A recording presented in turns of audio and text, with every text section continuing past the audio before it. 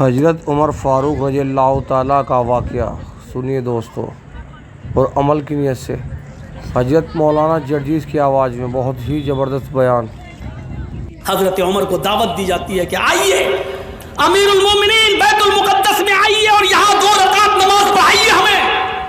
حضرت عمر فاروق بیت المقدس کا سفر کر رہے ہیں، یروشلم کی سرزمین پر گھس جاتے ہیں، اور وہاں سے جب بیت المقدس کی طرف جاتے ہیں، جس اونٹ کے اوپر جا رہے تھے اس اونٹ کے اوپر صرف ایک ہی آدمی بیٹھ سکتا تھا، کیونکہ اس اونٹ کے اوپر اس کی غذا لاد دی گئی تھی، اس کا کھانا لدا ہوا تھا۔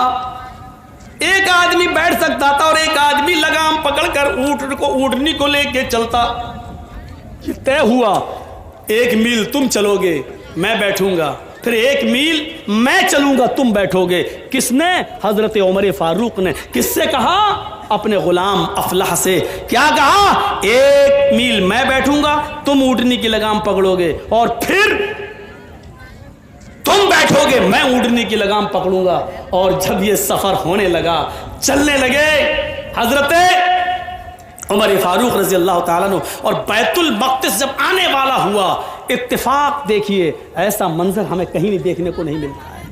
یہ منظر آج کے شاہانہ شان و شوکت میں حکومت کرنے والے اس منظر کو دیکھیں۔ اسی لیے مہاتما گاندھی نے ستیہ اور اہنسا میں لکھا ہے کہ حضرت عمر فاروق جیسا عدل اور انصاف اگر بھارت میں قائم کر دیا جائے تو اس دیش کے اندر سے ہتیائیں بند ہو جائیں، اس دیش میں امن، سکون اور شانتی پیدا ہو جائے، اور امن و سکون اور شانتی کی گنگا بہنے لگے۔ یہ مہاتما گاندھی نے کہا ہے۔ بی جے پی گورنمنٹ ہونے کے باوجود، مودی کے پردھان منتری ہونے کے باوجود ستیہ اور اہنسا سے یہ شبد نکل نہیں سکے، آج بھی موجود ہیں۔ آج کی اس 27 نومبر کی تاریخ میں بھی ستیہ اور اہنسا میں شبد موجود ہیں کہ عمر فاروق کا اگر نیائے عدل قائم کر دیا جائے تو دیش میں خون خرابہ بند ہو جائے۔ مہاتما گاندھی کے جملے آج بھی لکھے ہوئے۔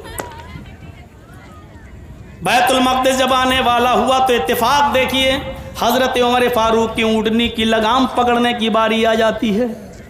ان کا غلام کہتا ہے امیر المومنین بیٹھے رہیے، اگر آپ اونٹنی کی لگام پکڑیں گے تو عزت، ہم لوگ کیا بولتے ہیں نا، عزت کا کچڑا ہو جائے گا، آپ کی عزت کا جنازہ نکل جائے گا۔ بیت المقدس کے آس پاس یہودی کھڑے ہیں، کیا کہیں گے کہ امیر المومنین ان کا لگام پکڑا اونٹنی کا۔ حضرت عمر نے کہا افلاح اونٹ روکو، افلاح اونٹ روکو۔ اس نے کہا نہیں امیر المومنین، لوگوں کی نظریں ہیں، دیکھ رہے ہیں، میں آپ کا خادم ہوں، 1 میل اور لے کے چلتا ہوں، آپ بیٹھے رہیے۔ حضرت عمر کود جاتے ہیں۔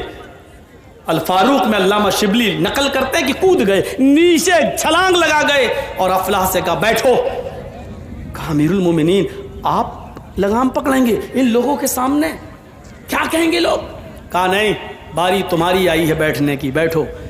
حضرت عمر فاروق نے افلاح کو اونٹ پہ بٹھایا اور اونٹنی کی لگام پکڑ کے چلنے لگے۔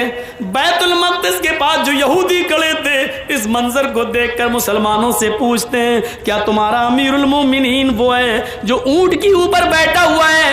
کیا تمہارا امیر المومنین وہ ہے جو اونٹنی پر سوار ہے؟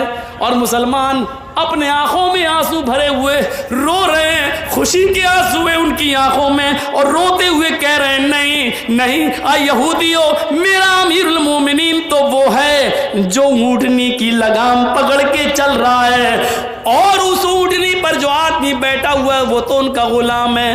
اس نے اپنے غلام کو اس لیے بٹھا دیا ہے کیونکہ اس کے اونٹ پر بیٹھنے کی باری آ گئی تھی۔ امیر المومنین نے حق نہیں مارا ہے، اس کو اس کے اونٹ پر بٹھایا ہے اور خود اپنی باری پر لگام پکڑ کے چلنے لگے۔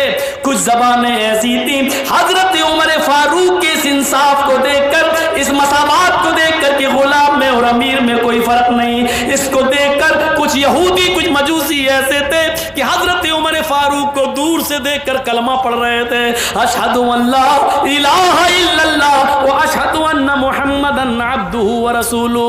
میرے پیارے ساتھیو، اسلام اپنی اسی اعلیٰ شکشا اور اعلیٰ تعلیم کی بنیاد پر پھیلا ہے۔ یہ اسلام سکھاتا ہے، یہ مساوات کا ایسا درس دیتا ہے جو آپ کو کہیں دیکھنے کو نہیں ملے گا۔ آج آپ دیکھ لو یورپ کے اندر، یورپ کی سرزمین پر جا کر دیکھ لو، सफेद फाम इंसान ही हुकूमत कर सकता है, उसी को सरकारी